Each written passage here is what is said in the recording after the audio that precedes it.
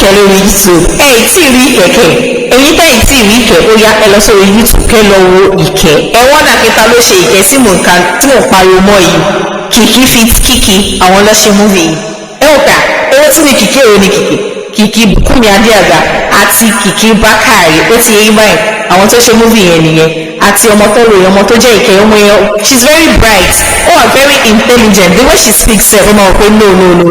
ọmọ yìí ó mọ ọkọ tó ṣe and the role tó fún ó deliver she ate ó ṣe fíìmù yẹn to perfection ni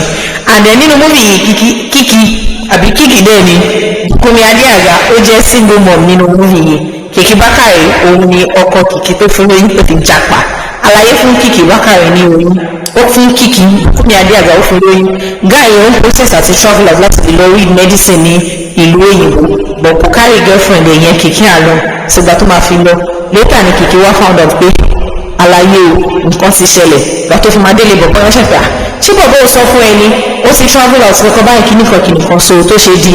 ẹrù èèyàn méjì tó di tẹ̀yọ̀ kan ní Kiki lọ́wọ́ ni kì í ṣáà struggle ó ti apá always ọmọ yẹn kẹ̀dẹ̀ ó jẹ́ ọmọ tó gbogbo ọ́ ní ìfẹ́ ọmọ yẹn ládùúgbò tó wá ní ọjọ́ kan Kiki wá rán ọmọ yẹn ṣípà pé kó lọ ra ẹyin ní inú compound bed lọ́dọ̀ níbọ̀ ọ̀kọ̀ pé kó lọ ra ẹyin níbẹ̀ ní kó ti lọ ní 10:30 ilé máa jẹ́ ẹ̀kọ́ fún èyí ẹ̀yẹ máa rán ọmọ yín níṣẹ́ ó tó bá ti di 7 o'clock báyìí máa rán ọmọ yín níṣẹ́ ayé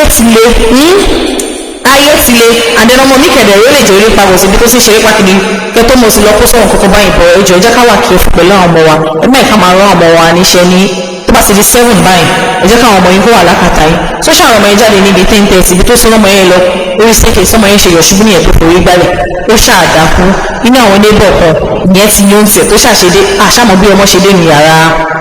neighbor ọmọ tó wá kẹtọ́ mọ̀ wọ́n ti post kíní wọ́n ti wá ọmọ wọ́n ti pe àwọn ọlọ́pàá orí kálukú ṣáà ti jáde pé ọmọ kíní kankan bákanbákan ṣáà ní bó ṣe rìn ní bó ṣe rí ọmọ yẹn yọ sí Kiki like spirit ọmọ yẹn yọ sí mọ́mì ó ṣáà sọ pé àkókò kó wá wà ọmọ tí spirit ṣe máa yọ níbi tó ṣe sáré tó rí ọmọ yẹn like spirit ọmọ yẹn lórí kò ṣe pé ó rí physically ọmọ yẹn ṣáà ló wá ó ṣáà ń sáré tẹ̀lé ọmọ ibi tó ti sáré tẹ̀lé ọmọ ó wà lọ rí ọmọ yẹn ní ojú títì ibi tí ọmọ yẹn lie down lifeless ó ṣàwọn ọ̀ṣẹ̀ sí hospital tó máa rọ̀ṣẹ̀ wọn bá lọ sí báyìí ló bá di pé bàbá ọmọ yẹn gangan ni doctor hospital ẹ̀yin náà rò pé pékélé arúgbó jẹ gbèsè ilé àbábọ́ ọmọ ló jẹ́ doctor hospital ìgbà tó ṣàríyá ẹ̀mọ̀ náà ojú tó ti mọ ní òdì sọ́kò mọ́ra mọ́ kò sí bẹ́ẹ̀ ṣe jẹ́ kékeré ẹ̀ sì máa mọ́ra yín tó bá já ó ṣàkórúkọ ẹ̀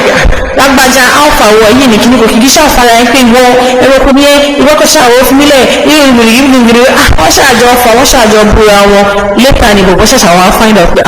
ọmọ òun ló wà ní hospital kìkì ṣàṣọwọ́ ṣàṣọwọ́ bills cause guy yẹn lè mọ́ máa wojú rere kìkì náà cause ó ti abandon fún 10 good years ló fi disappear ó ṣàwojú rere from there ó ṣàmọ́ bó ṣe find ilé ó find ilé wọn ọmọ kẹ̀dẹ̀ mọ́ ọmọ tó bright tó dẹ̀ ẹ̀bẹ̀ báyìí ló dẹ̀ ti nífẹ̀ẹ́ guy ó sì nífẹ̀ẹ́ doctor tòun sì wò pé doctor kò sí mọ̀ pé dádì òun later ó later find out pé dádì òun lọ ti ṣàṣẹlẹ̀ díẹ̀ ni mo like it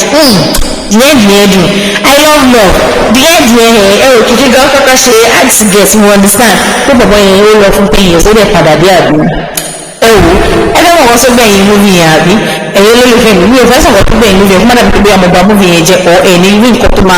máa fọ́ọ̀sì ní láti lè lọ wo múvi yẹn èmi sọ fún yín ní sí pé ẹ lọ wo múvi ẹ lọ wo ìkẹ́ olúwa ẹ ní regret ẹ wo múvi yìí wà very very interesting ẹ wo gbogbo àná la like ìfẹ́ but àwọn ọmọ àwọn jẹ́ndà inú wọn ní ìwà burúkú kan lọ́wọ́ àwọn ìwà yẹn ṣe wákàwákà lọ́wọ́ ẹ̀yìn ti tẹ̀lé ẹ lọ sórí YouTube kẹlọ